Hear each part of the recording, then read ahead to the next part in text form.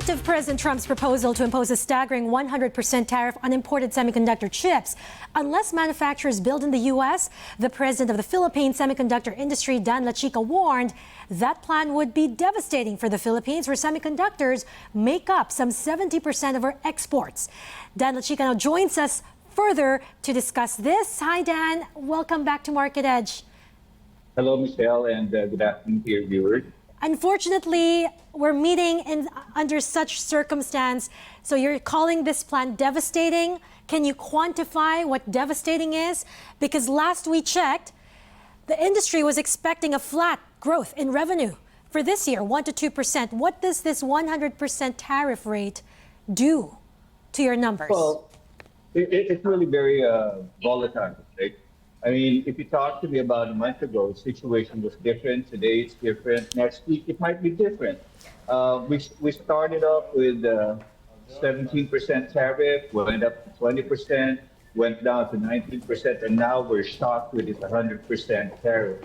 As it is today, the semiconductors actually are exempt from any tariff because of Section 232.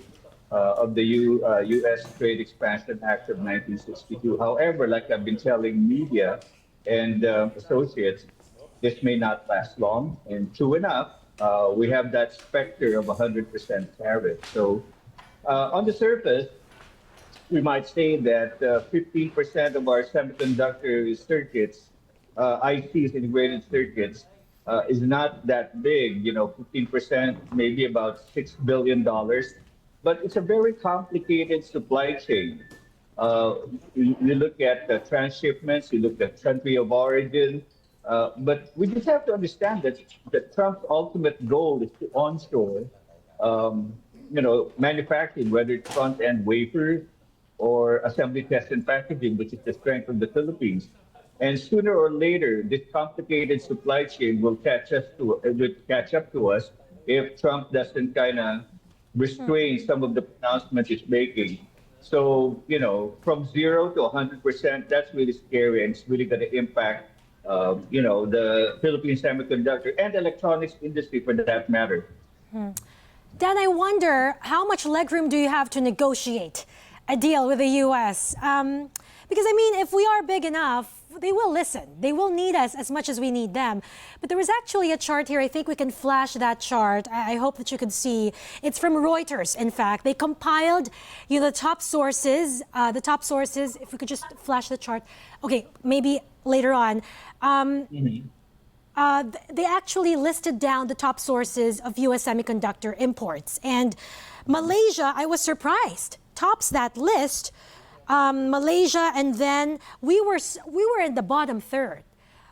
The U.S. is big for us, but the Philippines clearly not too big when you look at it from the America's perspective. So what do you think is our leverage here? Well, the Philippines actually account for about 5 to 6% of the semiconductor demand globally. A little smaller, 1% for the EMS or the box build. And so essentially, we were banking on the onshoring of the high technology wafer fab from the United States. You might recall that when the U.S. Secretary of Commerce was here, maybe about a year and a half ago, she said that, the U.S. will triple the semiconductor output of the Philippines. And that boded well, right? Until we got submarined by the Trump pronouncements. What had happened was the CHIPS Act actually carved out about $500 million to strengthen the advanced assembly, test, and packaging capabilities of the Philippines.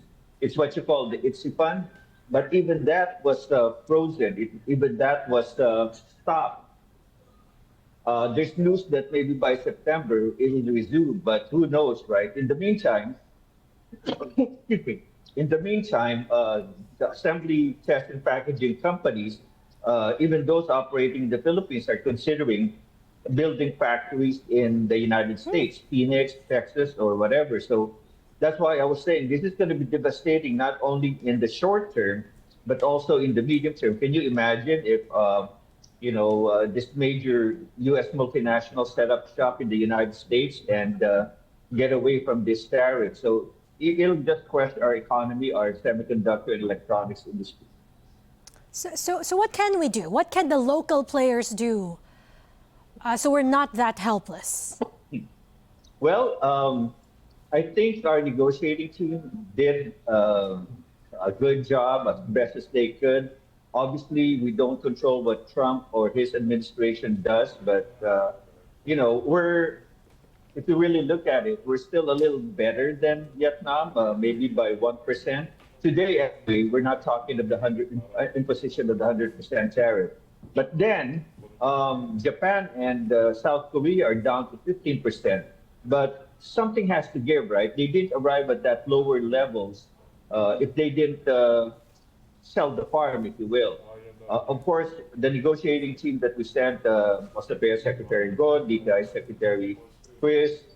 They were very careful in not really being too handicapped and giving up too much to get lower tariffs. But then again, we don't really have control over that much control.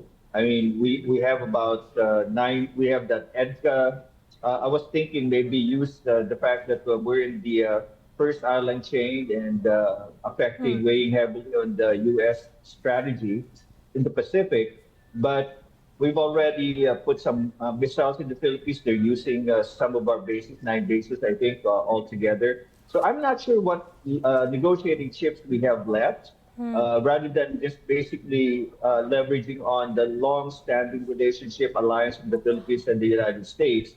But essentially, one of the things we just need to do is continue to develop markets outside the United States and move up the value chain in terms of not just producing hardware, semiconductor electronics, but moving into integrated circuit design, the services part of it, and other high-value activities.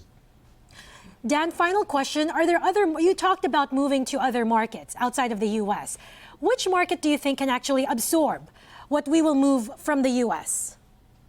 if we decide to do that? We have to remember that, like I said, it's a complicated semiconductor supply chain. I mean, for example, one of our member companies needed magnets, and this was severely impacted by the restrictions on the Chinese export of rare earth metals, right? So the substrate for semiconductors is, the silicon ingots. And of course, the tariffs also would affect the supply chain for that matter. So the way it stands right now, our biggest export destination for electronics would be Hong Kong. But again, that goes to several different countries like China and EU. Japan and Singapore are big export markets. I think there are opportunities to expand in EU. In fact, our biggest customer, if you will, in EU would be Germany, and it's a low 6% compared to 15% of the United States. So there's potential there. So potential in terms of developing other markets, other countries, as well as moving up the value chain in terms of the services we provide for the semiconductor and electronics industry. All right. On that note, Dan, thank you so much for the work that you do, and really we wish you well. We know that you will find a way through this where our industry still wins. You are 70% of the country's total exports. We are counting on this industry. Thank you very much, and we have a good day. Have a great weekend.